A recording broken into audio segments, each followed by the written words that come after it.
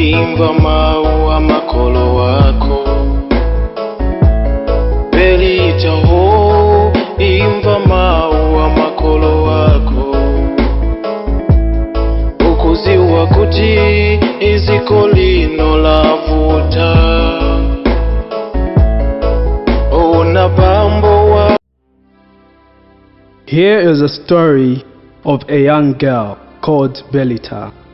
She's a young girl who is a single orphan and was raised by her grandmother in Mrs. Compound.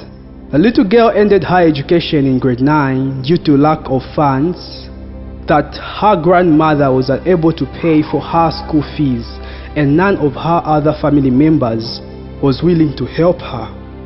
Days passed and things became tough for Belita and the grandmother to survive because poverty increased.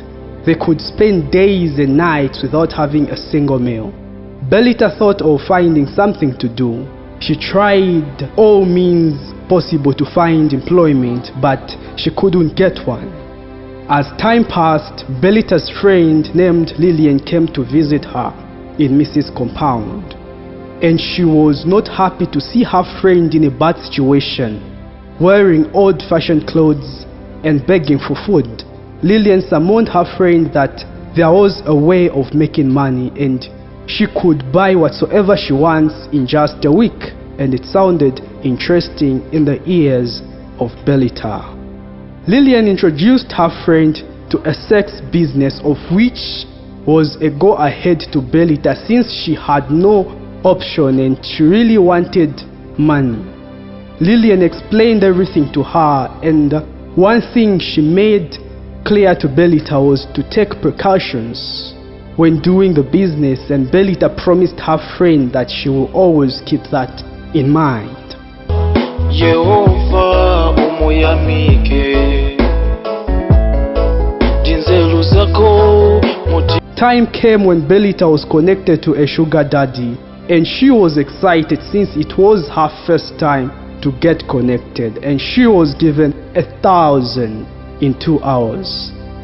And it was Christmas to Belita, as she said to herself, I will now get myself new clothes and eat nice food.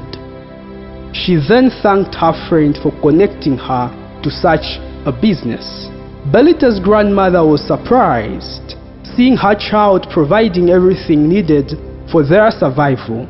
She took keen interest in knowing what was happening to the grandchild, but unfortunately she lied to her grandmother that she got employed by a certain company and she would be working in night shifts daily.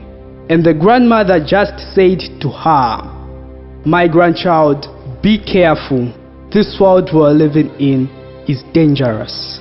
Years passed and the business was going well for Belita. As we all know that people involved in prostitution are most likely drunkards, and Belita was not excluded.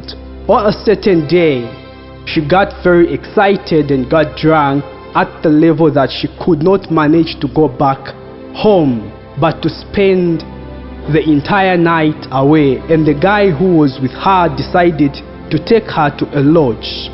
Belita, waking up in the morning, finding herself naked, lying on the floor and alone in the room, she tried to recall what happened the last night, but she couldn't remember anything. She only found money on the table. She got dressed and went home, but she wasn't feeling well.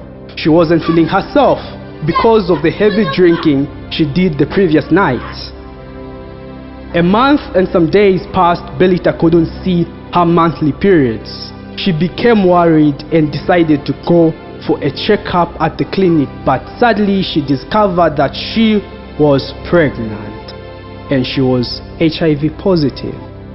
Belita was confused because she never knew who the father of the child was. The young lady was stuck and had different voices in her mind telling her to abort the pregnancy.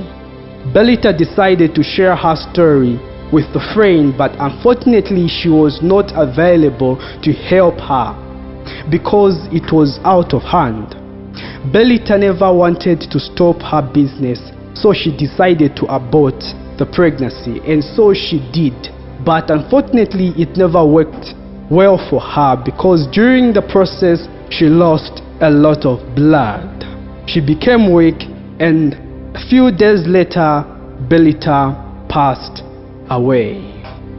Wrong advice once adhered to brings about misery, poverty, communicable diseases, suicide, and above all, exploitation from person to person.